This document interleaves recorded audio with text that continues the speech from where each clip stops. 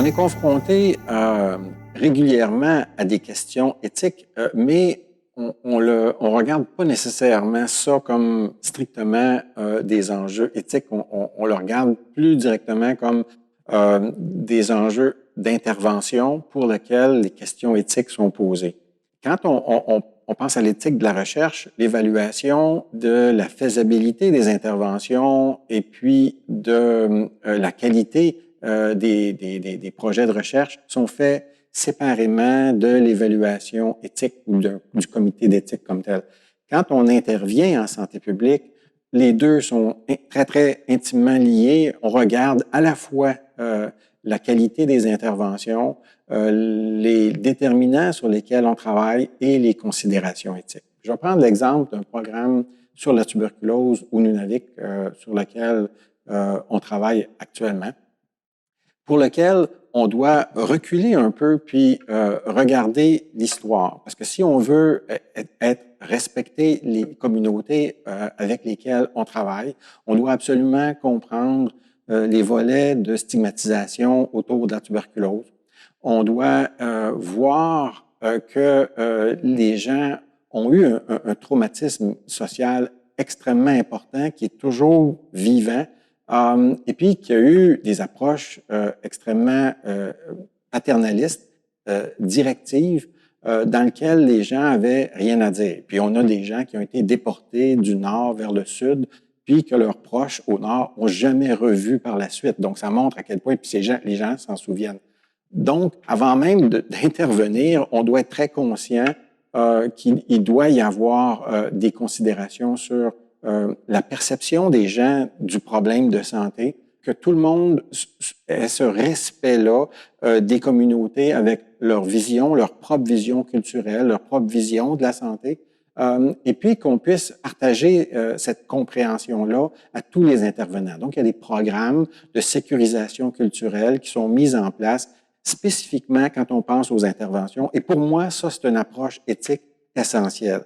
On pourrait dire de façon très pragmatique, parce que l'éthique en santé publique, c'est très pragmatique, on peut dire que c'est pour des considérations éthiques. On pourrait dire que c'est pour des considérations d'efficacité, parce que si on ne le fait pas, on va inévitablement avoir des interventions qui fonctionneront pas. Après ça, il faut qu'on puisse voir, est-ce que le problème qu'on a, il est bien connu. Puis, par exemple, le problème de la tuberculose est extrêmement important au nord. On sait que les taux d'infection de tuberculose active sont de 100 à 300 fois plus élevés que ce qu'on retrouve dans le sud, dans les autres communautés. Donc, il y a un problème qui est significatif. Mais les gens au Nord, est-ce qu'ils le comprennent? Est-ce qu'ils le savent? Est-ce qu'on a partagé cette information-là? Et pour nous, c'est vraiment important que les gens puissent avoir cette compréhension-là. Ça fait partie des considérations éthiques au niveau de la transparence, puis au niveau de la participation des gens aux décisions qui sont prises avec eux pour pouvoir intervenir. Donc, déjà, au niveau des problèmes, on doit avoir cette approche de dialogue puis d'explication là, qui fait partie des considérations éthiques. De faisabilité du programme, bien, pour moi, c'est une considération éthique. On doit regarder les interventions qui sont mises de l'avant pour lesquelles, par exemple, ces interventions-là impliquent du dépistage. Dépistage des gens qui pourraient avoir soit des tuberculoses actives, soit des tuberculoses latentes, pour lesquelles il y a des traitements qui sont efficaces, puis donc on peut non seulement guérir les personnes, mais on peut prévenir la transmission aux autres personnes. Mais on ne peut pas juste faire du dépistage sans expliquer aux gens qu'est-ce que ça veut dire, sans avoir une protection de l'information, non seulement autour des personnes qui sont dépistées pour que c'est une information qui leur appartient. Il faut reconnaître que dans une communauté nordique où tout le monde se connaît, cette notion-là est vite partagée dans une communauté.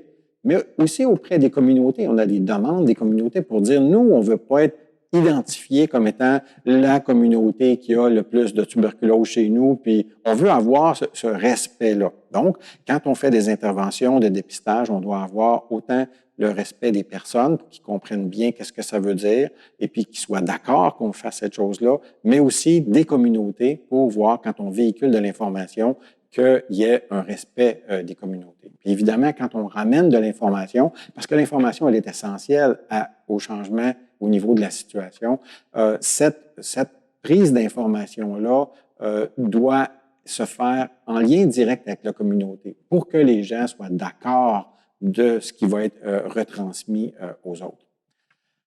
Au niveau du traitement, antérieurement, les traitements étaient beaucoup et sont encore beaucoup faits à l'extérieur des communautés les plus éloignées. Donc, il y a deux centres de santé pour 14 communautés. Donc, il y a plusieurs gens dans les communautés qui doivent se déplacer. En respect des personnes, de leur famille, de leur vécu, mais aussi de la faisabilité des interventions, parce que quand ils doivent se déplacer, les gens n'aiment pas ça, souvent, ils préfèrent cacher la maladie jusqu'à très tardivement pour pas avoir à se déplacer dans une autre communauté. Donc, est-ce qu'on peut rapprocher le traitement plus près des gens? Est-ce qu'on peut être capable d'avoir des endroits dans la communauté pour que les gens puissent être au besoin pendant une certaine période isolés pour éviter de transmettre la maladie à d'autres, être supportés dans leur traitement? Comment est-ce qu'on fait cette chose-là? Encore une fois, tout en respect des personnes puis des communautés. Comment est-ce qu'on fait pour peser le pour et le contre, donc cette notion d'équilibre entre l'impact positif d'un traitement, l'impact négatif d'avoir une difficulté à être suivi pendant des mois, des fois des années. Donc, comment est-ce qu'on balance cette chose-là? Encore une fois, cette décision-là, c'est pas une décision qui nous appartient au réseau de santé. C'est une décision qui appartient aux personnes, aux familles, à la communauté. Et puis, c'est pour ça que dans chacune des communautés, on travaille avec les comités de santé. Et puis, on veut mettre de l'avant, et c'est pas une chose facile, des intervenants autochtones, des intervenants inuits, dans le cas du Nunavik, qui vont accompagner les personnes, qui vont travailler avec les communautés pour qu'il y ait une très bonne compréhension qui soit faite. Donc, à l'intérieur d'un programme directement de services, de dépistage, de traitement, de suivi, il y a beaucoup de considérations sociales, éthiques qui doivent être introduites. Mais là, on va le regarder plus largement pour tous les autres déterminants de la tuberculose. Parce que la tuberculose, c'est d'abord une maladie sociale qui a des répercussions santé qui sont majeures. Et là, on doit regarder qu'est-ce qu'il y en est des problèmes de pauvreté, qu'est-ce qu'il y en est des problèmes d'alimentation, de tabagisme, d'utilisation de drogue, d'alcool. Et ça, c'est les déterminants importants pour développer la tuberculose. Mais il y a des déterminants qui sont pas juste individuels, des déterminants qui sont beaucoup plus collectifs. Puis on peut penser, par exemple, au logement, à la qualité des logements ou la non-qualité des logements, de l'air intérieur, qui fait qu'il y a une propagation qui est plus facile à l'intérieur de ces domiciles-là, de ces communautés-là.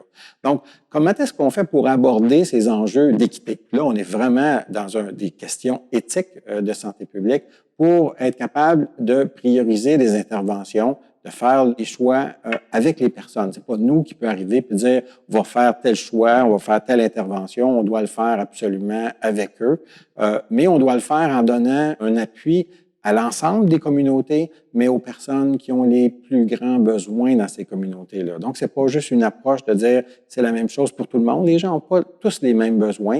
Il y a des gens qui ont besoin d'appui parce qu'ils ont des problèmes de toxicomanie. Et c'est des maladies, c'est pas un choix individuel. On pourrait dire que c'est un choix individuel. C'est vraiment un enjeu de maladie, de dépendance. Et c'est comme ça qu'il faut le voir. Puis, il y a des enjeux collectifs sur la richesse, sur la pauvreté, sur les logements dont je parlais tantôt, qui sont des choix de dire est-ce qu'on n'a pas une responsabilité de fournir un minimum par justice sociale à des communautés pour lesquelles ces conditions sociales-là sont les causes très directes des problèmes de santé comme la tuberculose qu'ils ont. Puis pour lesquels on peut faire quelque chose et changer ces conditions-là de façon essentielle.